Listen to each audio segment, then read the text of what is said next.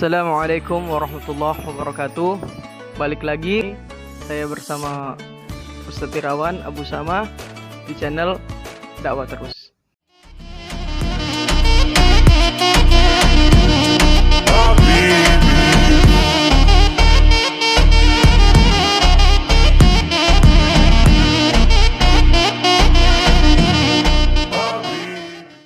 Alhamdulillah, wassalatu wassalamu ala rasulillah wa ala alihi wa sahbihi wa man wala.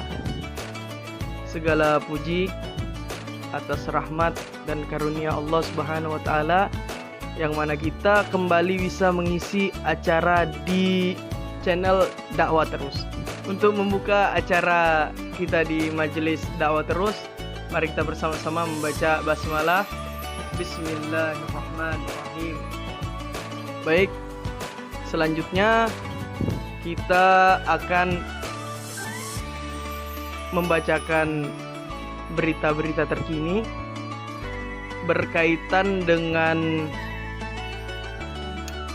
kelompok Taliban, dan yang kedua itu berkaitan dengan sekolah tatap muka yang akan dibuka lagi, insyaallah, karena kebijakan pemerintah akan membuka kembali sekolah tatap muka. Yang pertama, berita dari Tempo.co.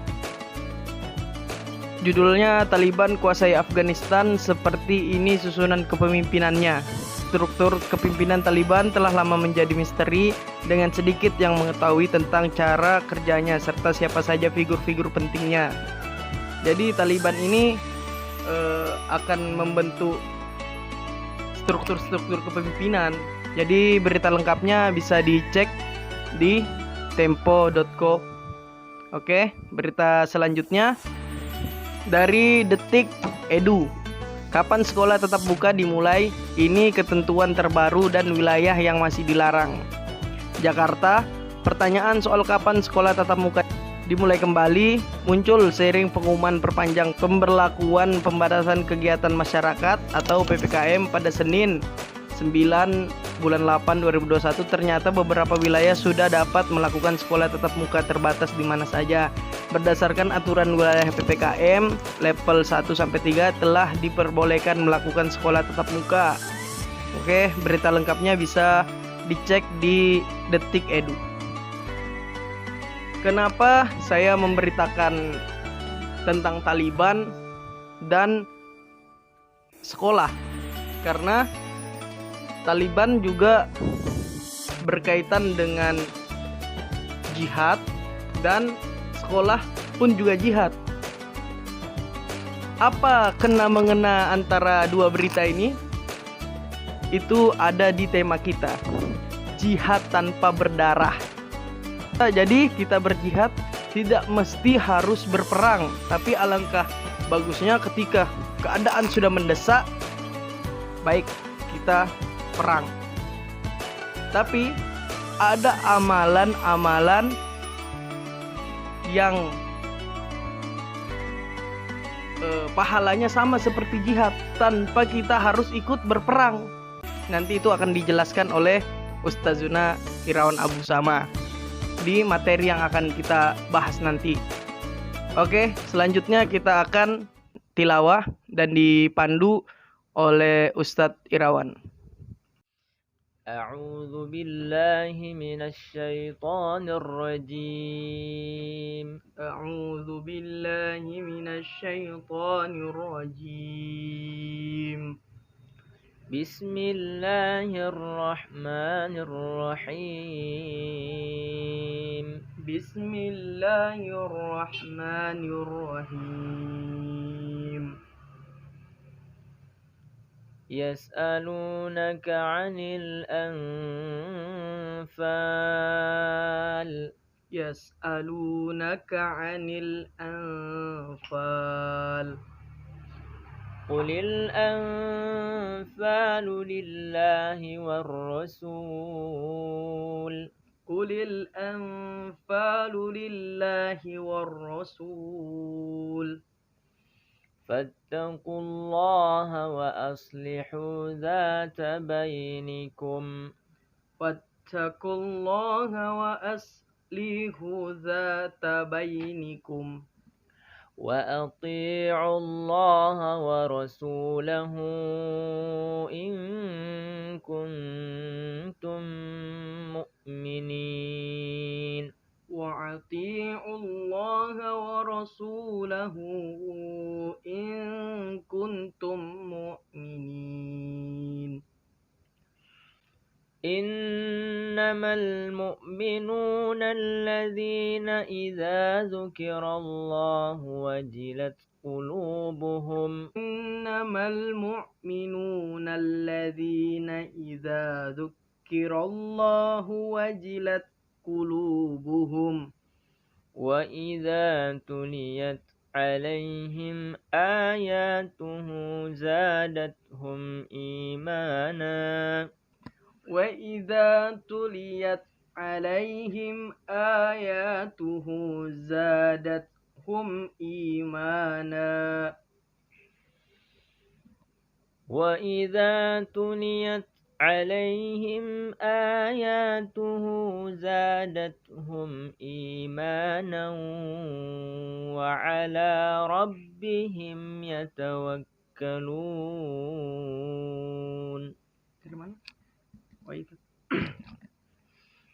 وإذا تليت عليهم آياته زادتهم إيمانا وعلى ربهم يتوكلون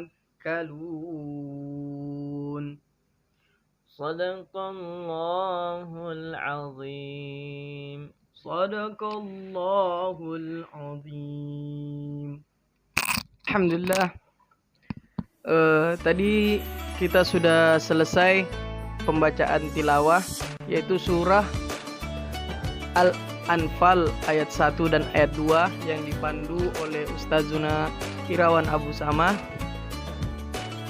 Dan selanjutnya ke acara inti, yaitu pembahasan tentang tema kita, jihad tanpa berdarah.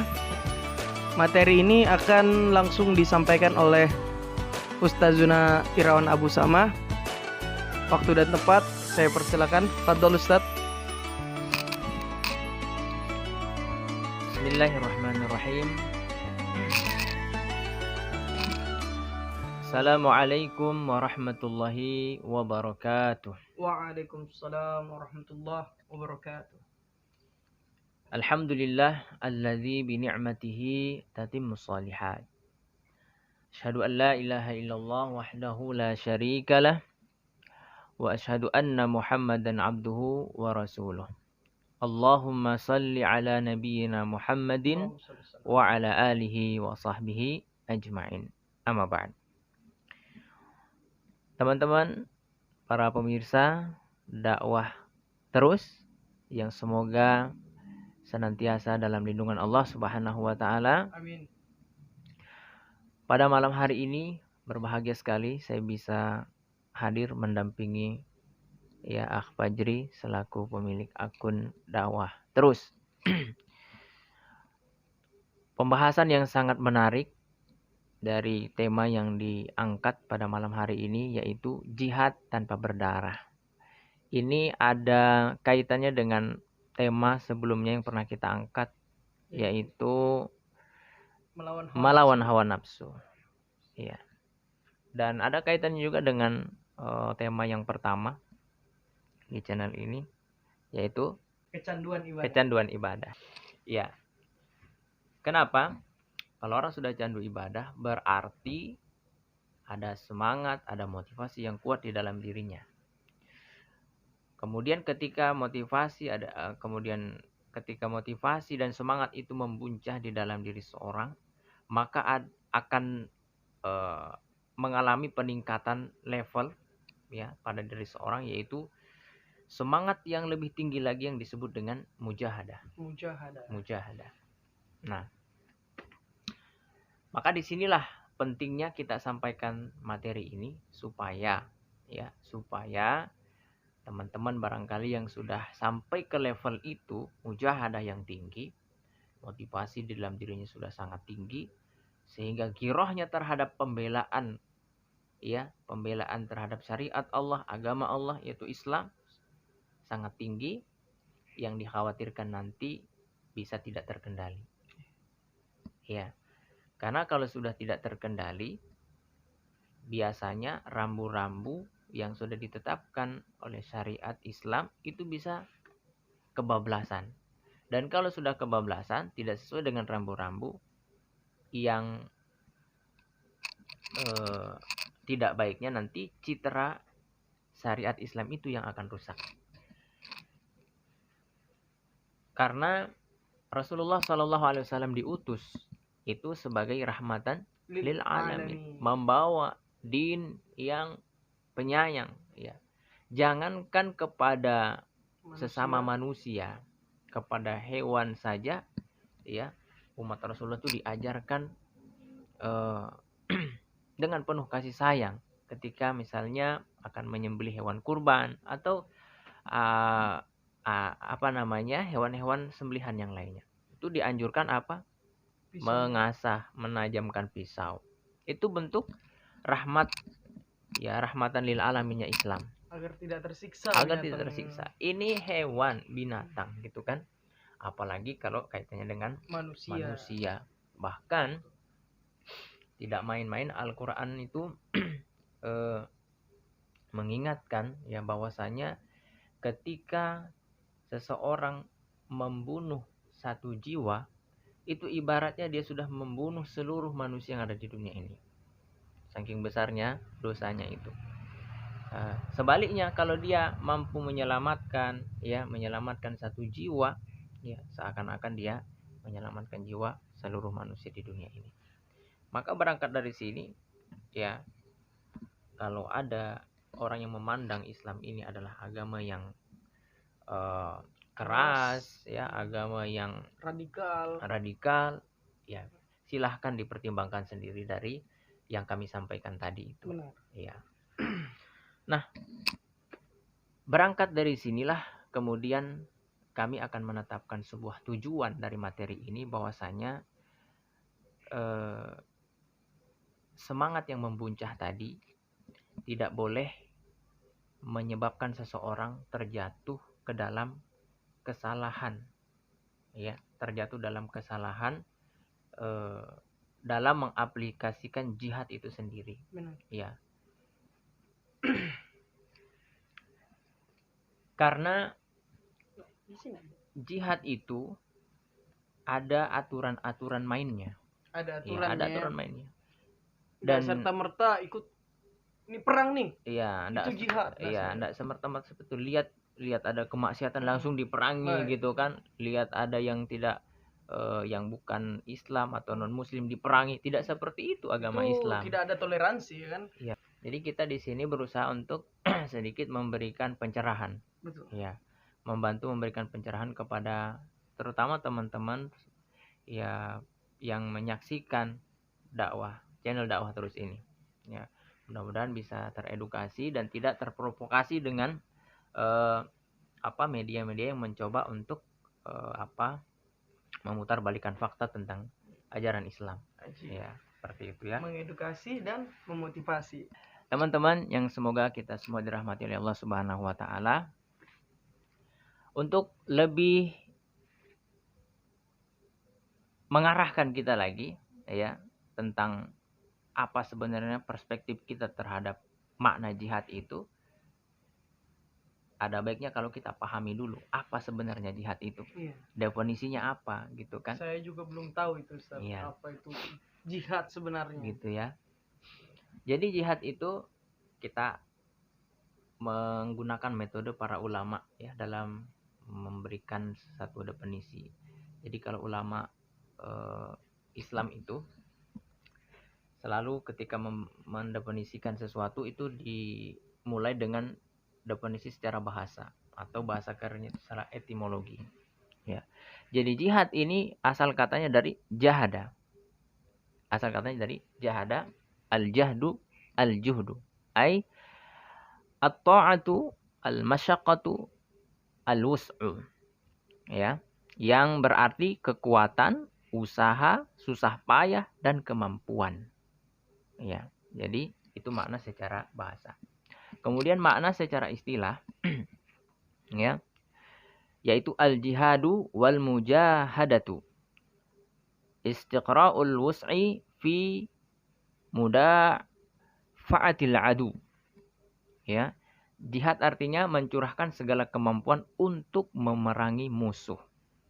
Ya, untuk memerangi musuh. Jadi makna jihad secara istilah itu adalah kaum muslimin itu mengerahkan segala kemampuannya. Berarti yang namanya segala kemampuan, segala potensi. Tidak mesti dia harus dengan senjata saja, ya, tapi dengan pemikirannya juga, dengan tenaganya juga, dan sumber daya yang lainnya juga yang bisa dikerahkan untuk membela agama Allah, maka itulah jihad.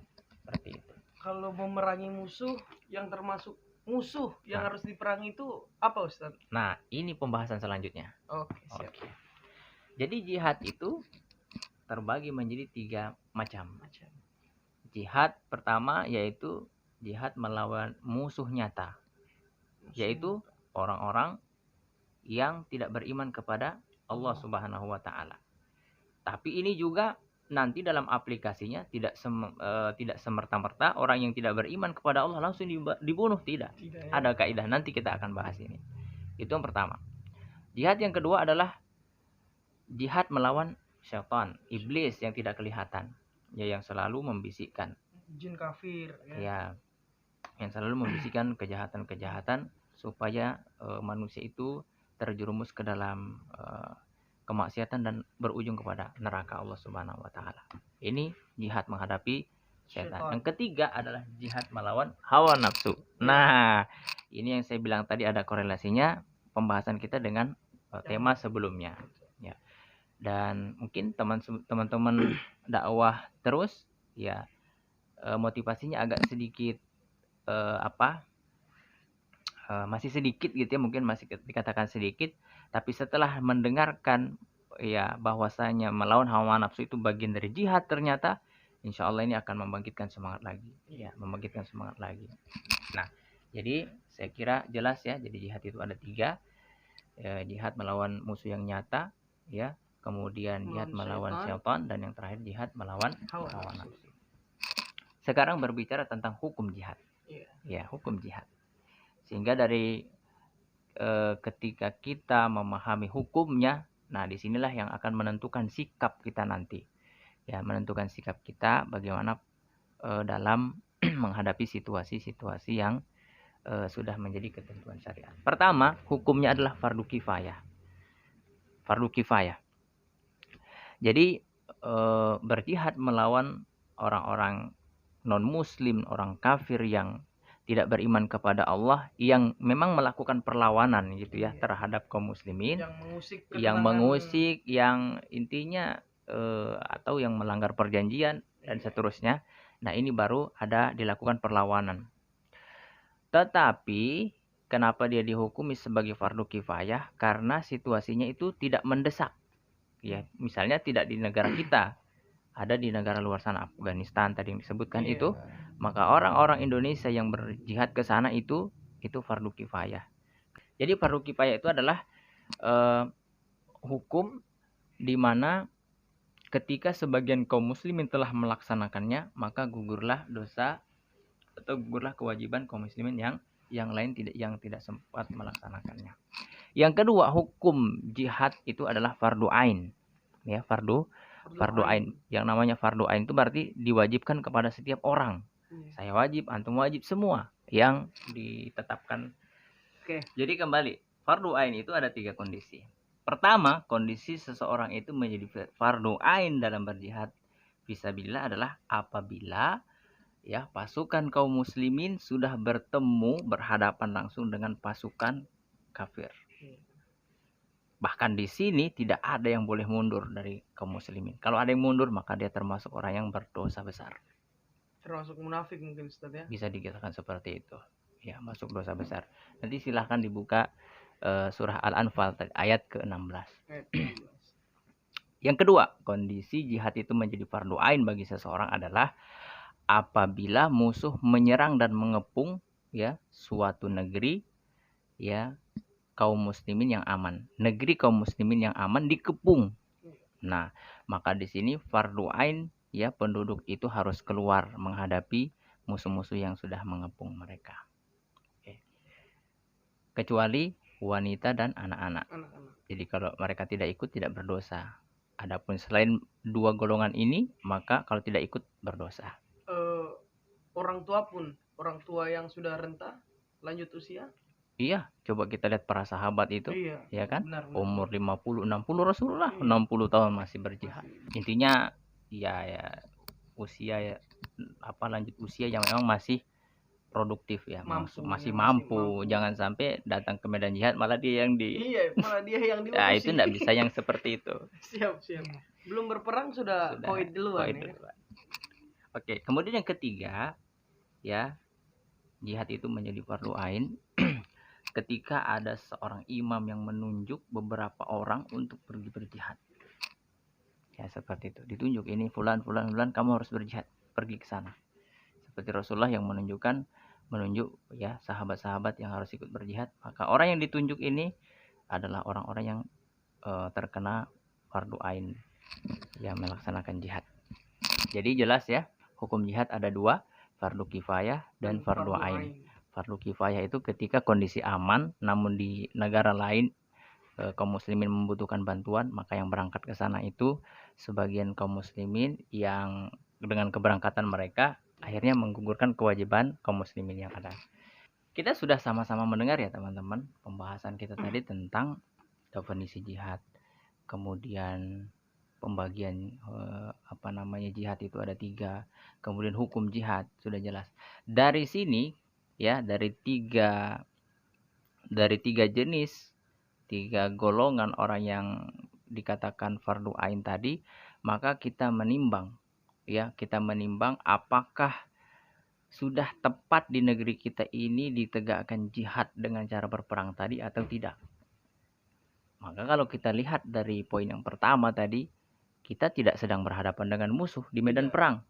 Berarti negara kita belum termasuk. Yang kedua, kita tidak sedang dikepung dalam artian dalam bahaya begitu kan. Maka negara kita ini aman. Kemudian kita tidak ada yang ditunjuk oleh pemimpin atau imam untuk berjihad.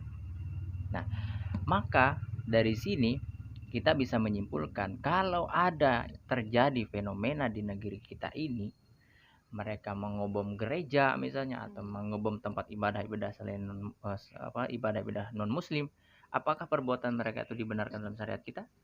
Insyaallah tidak dibenarkan karena menyimpang. Karena negeri kita ini sedang aman, mereka non muslim ini mereka tinggal dalam keadaan berizin, ya kemudian mereka tidak sedang menyerang kita.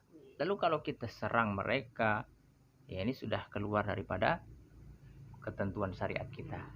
Ya, jadi ini tidak bisa menjadi dalil ya kalau ada fenomena pengeboman gereja misalnya, itu sama sekali tidak dibenarkan oleh syariat Islam. Bahkan ulama kita mayoritas mengecam, mengutuk perbuatan tersebut ya. Karena itu penyimpangan dalam agama. Ya. Nah, sekarang pertanyaan selanjutnya, kira-kira jihad apa yang tepat untuk kita lakukan di negeri kita ini? Karena memang jihad itu tidak harus dilakukan. Karena tujuan jihad itu adalah untuk menegakkan agama Allah di atas permukaan dunia ini. Ya, atas permukaan bumi ini. Nah, maka kita katakan bahwasanya ada jihad lain yang tanpa harus berdarah-darah bisa mendapatkan keutamaan pahala jihad di medan perang. Apa itu? Yang pertama. Sebentar Ustaz. Iya. Saya mau bertanya, sebenarnya apa sih pahala jihad itu dan keutamaan jihad itu? Baik. Betul sekali, ini pertanyaan sangat bagus dan menggelitik kita untuk semakin semangat menyampaikan. Kita bahas-bahas tentang jihad, nanti kita tidak tahu apa sih keutamaan jihad. Sampai orang begitu semangat cari mati di medan jihad. Iya. Betul, Ustaz. Menarik sekali pertanyaannya. Ini terdapat dalam hadis riwayat Muslim. Ya, di surat Muslim kalau saya tidak salah, tapi Iya. dicek lagi. Insyaallah. Jadi keutamaan jihad fi sabilillah itu sangat besar sekali, bahkan dalam sebuah hadis, nanti saya cantumkan hadisnya ya. Oh, siap. Tidak ada ibadah lain yang menandingi jihad itu. Iya. Tidak ada ibadah yang dapat menandingi pahala jihad itu. Apa bentuk tidak dapat ditandinginya itu adalah ketika orang meninggal di medan jihad, maka dia tidak perlu dimandikan. Tidak perlu dimandikan. Langsung dikubur dengan jasadnya yang berdarah itu, ya, dimasukkan ke dalam kubur, karena nanti darah itu akan menjadi saksi di akhirat, ya, bahwa dia telah berperang di jalan Allah. Ini menunjukkan besarnya keutamaan jihad. Karena orang yang sholat saja, ya, ketika dia meninggal tetap harus dimandikan. Orang apalagi yang kira-kira besar pahalanya, berbakti kepada orang tua, meninggal tetap harus dimandikan. Sementara jihad tidak. Ini menunjukkan bahwasanya jihad itu memiliki keutamaan yang besar di sisi. Yang kedua,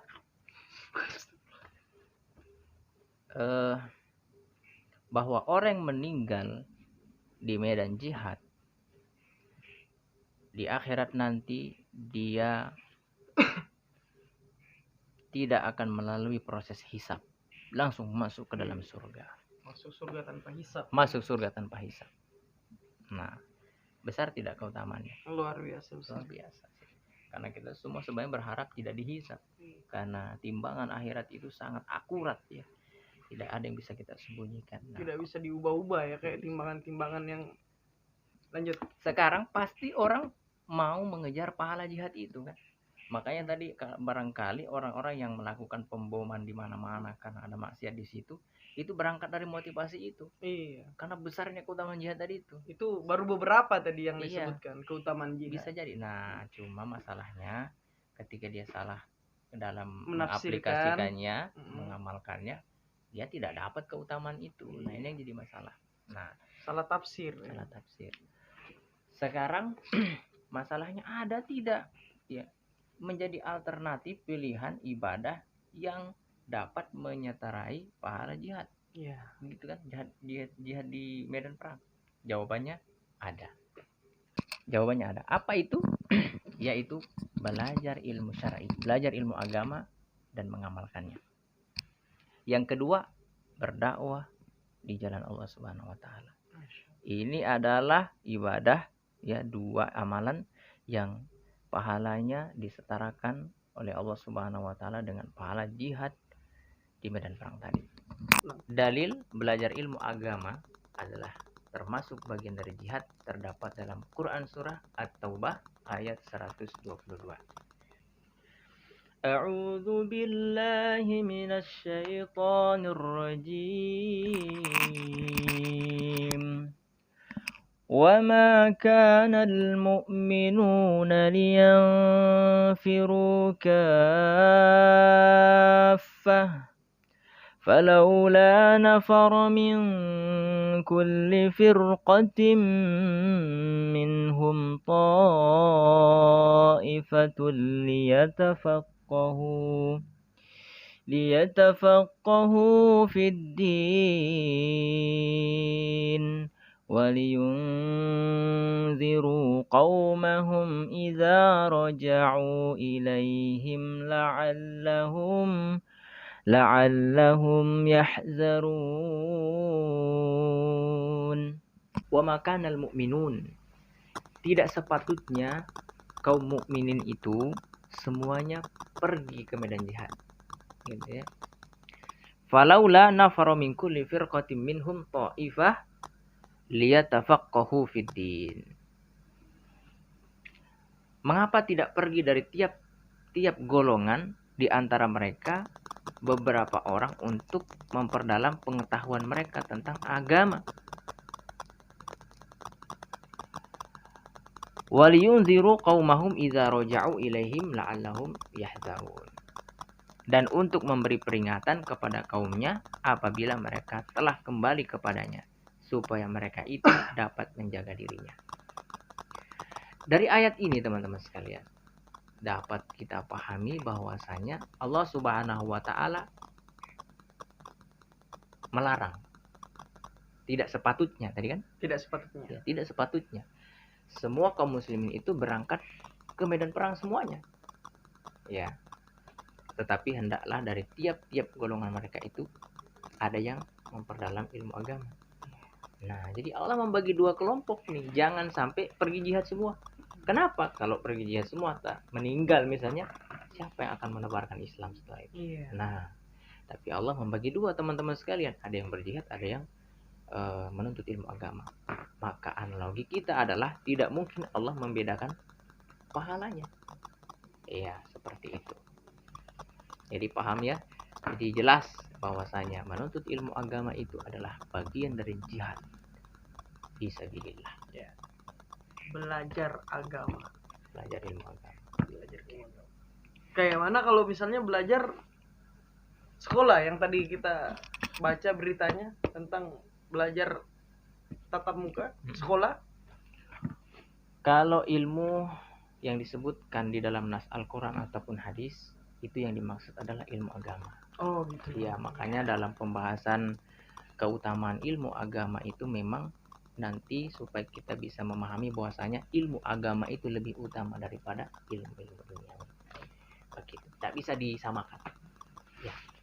Walaupun nanti pada kondisi-kondisi tertentu ilmu duniawi itu bisa menjadi fardu kifayah, seperti ilmu kedokteran, ilmu-ilmu yang mendatangkan banyak maslahat seperti itu.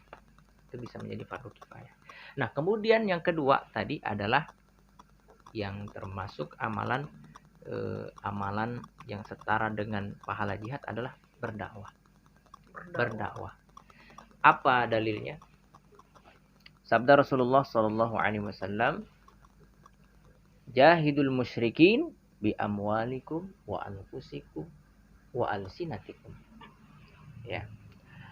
Berjihadlah melawan orang-orang musyrikin dengan harta, jiwa, dan lisan kalian. Di antara media untuk berdakwah adalah lisan. Menyampaikan ceramah, menyampaikan tausiah, mengedukasi kaum muslimin terhadap ajaran-ajaran Islam, itu adalah bagian dari dakwah. Ya. Maka ini sekali lagi teman-teman sekalian bahwasanya berdakwah di jalan Allah ya itu adalah bagian dari jihad yang tentu keutamaannya pahalanya setara dengan jihad fi sabilillah. Maka sebagai kesimpulan dari apa yang kita bahas malam ini, jihad tanpa berdarah itu adalah menuntut ilmu agama dan berdakwah di jalan Allah. Yang mengamalkan ilmu agama tersebut kemudian berdakwah di jalan Allah, maka jihad inilah yang paling tepat untuk kita lakukan di negeri kita ini. Karena negeri kita ini aman ya kan, Ya. bisa dibilang negeri kita aman. Tetapi bukan berarti teman-teman kita mengesampingkan jihad dengan senjata. Ada masanya nanti, ada masanya yang ketika tadi poin-poin yang kami sebutkan tadi sebagai fardu ain itu sudah terpenuhi semua, maka di sini jihad fisabilillah di medan perang itu tetap harus ditegakkan. Ada aturan yang penting. Tapi kalau sekarang ini itu belum masuk ke dalam poin-poin tadi, maka ya jihad yang tepat untuk kita lakukan untuk menegakkan dinullah, untuk menegakkan syariat Allah di bumi kita Indonesia ini adalah dengan terus menuntut ilmu agama dan berjihad dan berdakwah. Seperti itu. Jihad tanpa berdarah. Jihad tanpa berdarah. Luar biasa. Ini yang dapat saya sampaikan teman-teman. Semoga apa yang saya sampaikan ini bisa dipahami dengan baik dan semoga Allah memberikan taufik kepada kita semua untuk bisa mengamalkan ya ibadah yang sangat mulia, yaitu menuntut ilmu agama, kemudian berusaha untuk mengamalkannya serta mendakwahkannya. Mudah-mudahan Allah Subhanahu wa taala bisa memperbaiki kondisi kita, keluarga kita, masyarakat kita, negara kita. Amin.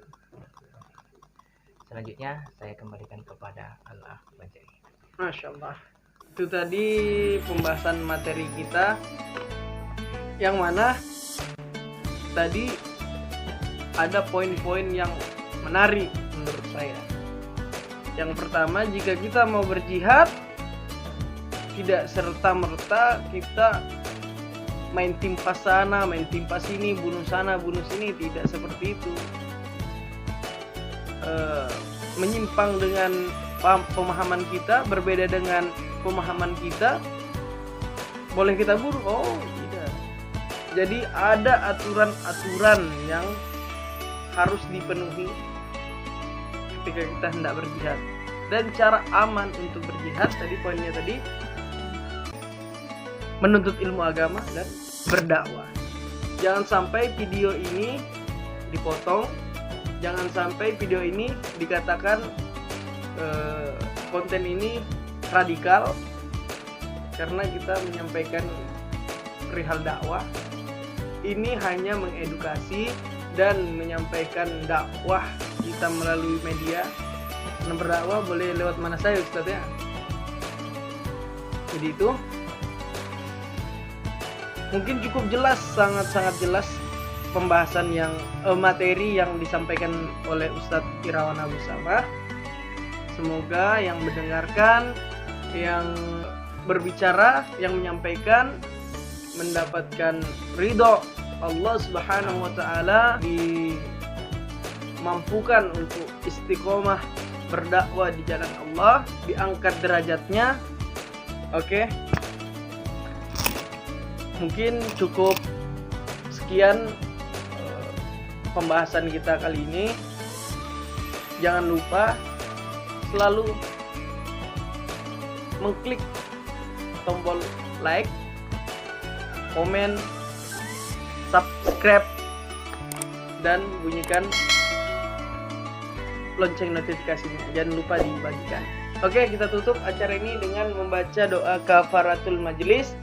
Subhanallahumma wa bihamdik, la ilaha illa anta, astaghfiruka wa atubu ilaik. Assalamualaikum warahmatullahi wabarakatuh.